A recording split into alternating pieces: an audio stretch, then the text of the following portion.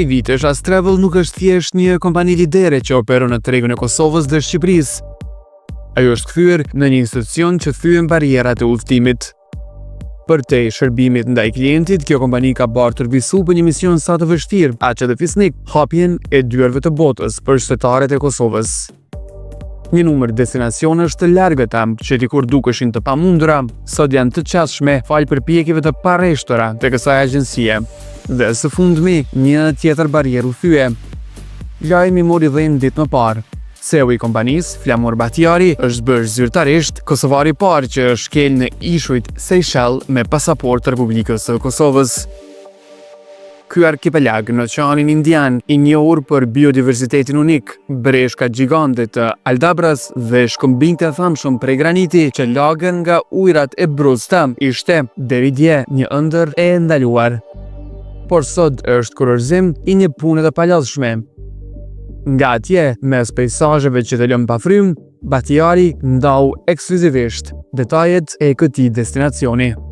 Përshëndetje nga Seychelles, është mirë mund dëgju prej këtij vendi me diell, edhe ndoshta me pru pak diell në Kosovë, se e pashë është kogja mjekull dhe është tamam një periudhë që me ikpi për dishmërisë dhe me ardhë me një vend zetë dhe egzotik si Seychelles.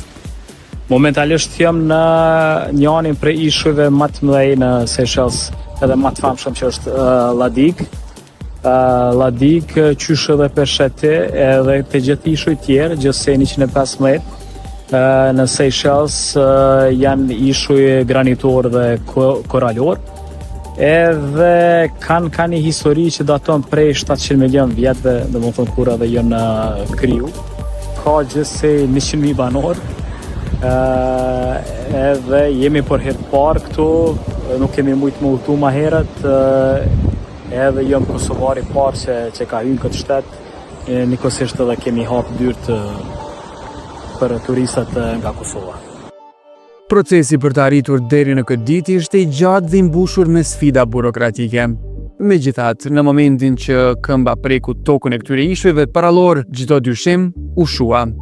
Duke pas parasysh se normalisht procedura e lejimit të udhëtimit ka qenë një procedurë përgjama e gjatë, nuk është që kum pas dyshime sepse edhe gjitha informatat si nga imigracioni dhe si nga Ministria e Turizmit, me cilët kam qenë non-stop në komunikim, kanë qenë komunikata edhe informata zyrtare, edhe normalisht kjo procedur ka fillu qysh ma moti, po me një dhjetore është marrë vendimi i fundit, edhe ku marrë informatën, po përveç asaj normalisht i ndjekim edhe disa procedura që me qenë shumat sigurt, me bo një double check, edhe normalisht me aviokompani me cilën kumultu në Turkish Airlines, kemi marrë edhe OK to board, edhe një vullje kështu përfundimtare që mujna me një shtet pa kur fat probleme.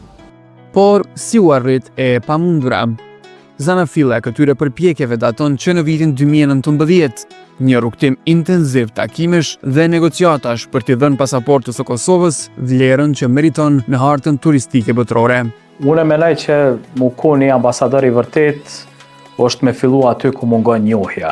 Edhe kjo ka qenë krejt edhe fillimi i gjithë këtij procesit, me fillu dikund ku edhe s'kemi mujt me udhëtu ma herët.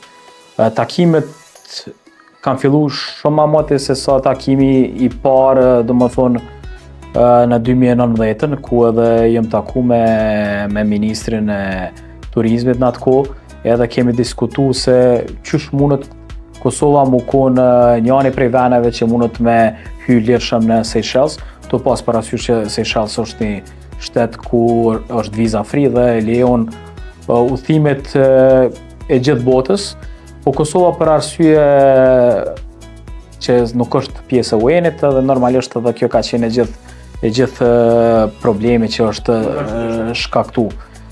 Normalisht fillimi bisedës u konë fillimisht me tregu se ku është Kosova, kush jena, çka bojna, edhe po në vitin arshëm, domethënë në vitet arshme kur jemi taku edhe në 2022 kur jemi taku me Ministrin e Ri Turizmit, Kosova veç u konë e njoftën për ta, edhe ka qenë diçka teknike që ka fillu mu punu në të, edhe ka pas normalisht feedback shumë pozitiv në aspektin e lejimit të udhëtimit. Edhe gjithë kjo punë ndër vite u kurorzu 2025, po duhet me tregu që ju pa ta bu bajat edhe kur më sheshen në Kreto Panajiret në Londër, Berlin ose në Dubai që u takojshim, dhe ishim wow, prap kjo erdhë. Edhe kështu që po besoj që konsistenca për me hap një destinacion të ri si Seychelles për pasaportën e Kosovës edhe është kurorzu me lejimin e udhëtimit edhe po besoj që është diçka historike. Është interesante të theksohet se në gjithë këtë proces mes Republikës së Kosovës dhe Seychelleve ende nuk ka një raport të mirëfill diplomatik. Ajo që ka hapur këtë portë është diplomacia biznesit, këmbgulja private që shpeshherë arrin aty ku politika ende nuk ka mbërritur. Në bazë të asaj që kum kuptu në bisedën tem që kum pas në Ministrinë e Turizmit gjatë qëndrimit në Seychelles, Kosova ende nuk ka një marrëdhënie diplomatike me Seychelles dhe normalisht është në pritje të një hapi nga qeveria jonë që me zyrtarizu këtë marrëdhënie dhe normalisht më konë ma zyrtare edhe në aspektin diplomatik dhe jo vetëm në aspektin ekonomik që është bo prej anës tem.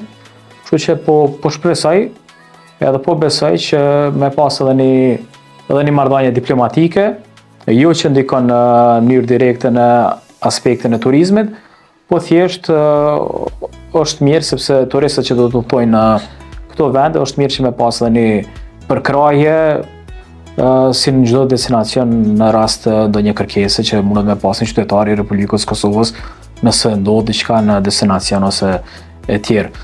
Është ndryshe nëse paraqitet dikush me një shtet me cilin edhe ka marrëdhënie diplomatike, do të jetë shumë ma e lehtë edhe do ndihen ma shumë siguri. Kushdo që ka udhëtuar në vende të reja me pasaportë kosovare e di sfidën e procedurave. Por ndryshe nga eksperiencat në vende të tjera që flamuri bëri sefte, hyrja në Seychelles rezervoi një surprizë të këndshme. Në Oman, kur kum hyrë, ndoshta ka marrë kohë sepse qysh edhe e dim që kodi ISO i Kosovës ISO do më thonë është kodi përkohshëm. Ndonjëherë edhe sistemet e imigracionit dinë edhe mos me lexu në mënyrë automatike pasaportën tonë edhe duhet pak një qasje manuale që prej dikujna që e din kush është Kosova dhe ku gjendet. Kështu që në vende tjera si Omani kum pas raste kur më shdash me prit ndoshta deri në gjysore për me verifiku, po këto jo, këto shku shumë smoothly, shumë mirë. Dhe natyrisht pyetja që kanë të gjithë, çfarë ofron kjo parajsë tropikale? Përshtypjet nga Seychelles janë për te imagjinatës, nga ishulli kryesor, mahet tek destinacionet më intime si Ladig apo Pralin, natyra tjeshte pa prekur. Qëllimi u konë që fillimisht me vizitu, me eksperiencu dhe me promovu si një produkt që thjesht jenë marrë informatat nga dora e parë edhe me rekomandu pushime për cilat besoj i kemi eksperiencu vetë. Që kam la përshtypje në si destinacion, është një koncept pak më ndryshe i destinacioneve. Nëse krahasojna për shembull me Maldives është një ishull, një resort, ku pushimet bëhen ekskluzivisht me një resort edhe është një pushim më i qetë. Që kam mujta me kuptu prej vizitës tem është që Seychelles njihet për ishuj të ndryshëm me bukuri të ndryshme. Edhe nëse viziton Seychelles edhe nuk i viziton ishujt si që në Siluet, Pralin, Ladig, ke hum këgja shumë prej vene. Do më thë nuk është një destinacion që ti shkon edhe rrinë me një resort dhe vetëm. Une pata mundësi me eksperiencu ishullin kryesor që ishte Mahe, që ke shumë i bukur, një kulturë shumë e bukur, njerëz e bëjshin shumë të veçantë. Po normalisht kur shkova në ishuj si Pralin, dhe qëndrova njërin për resorteve në Raffles, e pash edhe diferencën në mes të plazhave, në mes të njerëzve, e sheshe dallimin prej ishullit kryesor, ku ke pak ma industrial, edhe këtyne ishullit që janë tamam për pushime, që ke një farë jetë e ishullit, njerëz kanë shumë ma të qetë, ma të kadalshëm, ke një farë slow life ose jetë kështu ma ngadalt që bëj edhe ty me shiju pushimin në mënyrë shumë ma të mirë. Pastaj shumë i bukur ke ishulli Lladik, ku prej cilit edhe u dëgjum edhe e bom atë lidhjen, do më thonë ato gurd të granitit kanë jashtëzakonisht bukur që epshin një bukurit jashtëzakonshme që ti nuk mundesh me pa në vene tjera. Pse besoj që është një destinacion hot pick që gjithçysh ka me pas sukses, është që është diçka ma ndryshe dhe nuk është diçka e zakonshme që mundesh me gjetë në destinacione tjera. Shërbimi në hotele ke shumë i ngrohtë, shumë një shërbim i jashtëzakonshëm që t'jep ke ty një ndjenjë të veçantë që me eksperiencu në mënyrë sa ma të mirë të pushimin edhe tamam mu relaksu. Edhe po besoj që është një destinacion normalisht që është një nivel tjetër i turizmit edhe ma shumë kërkohet prej pushuesve që vetë se e kanë eksperiencu pushimet në Maldives, në Mauritius, në Zanzibar, dhe kërkojnë diçka ma ndryshe, me një shërbim ma ndryshe, po edhe me një pamje qyshe kish Seychelles kogja ma unike, kështu që po besoj shumë që ka më konë një destinacion i suksesshëm, edhe ka me ju dhonë njerëzve një eksperiencë të jashtëzakonshme në aspektin e shërbimit, në aspektin e bukurive dhe qysh i patë edhe jo këto videot e dronit, një diçka e jashtëzakonshme që po besoj që vetëm në Seychelles mundet mu eksperiencu.